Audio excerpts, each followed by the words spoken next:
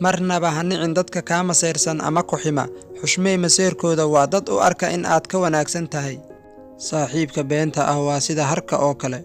Had iyo jeer wuu kula socdaa xilliga aad iftiinka ku jirto, balse ma arkaysid saacadaha aad mugdiga ku jirto. Masaafada u dhaxaysa riyadaada iyo runtaada waxaa la yidhaahdaa ficil.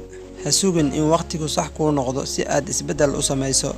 Ka bilow halka aad ku sugan tahay, waxa aad haysato iyo haddadan la joogo.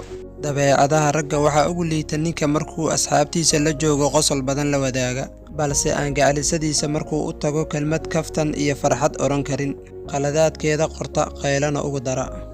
Dadku waa 3 qaybood: kuwa ficilku iyagu sameeya, kuwa aan waxba samayn oo iska fadhiya, iyo kuwa yidhaahda maxaa dhacay, maxaa la soo sheegay.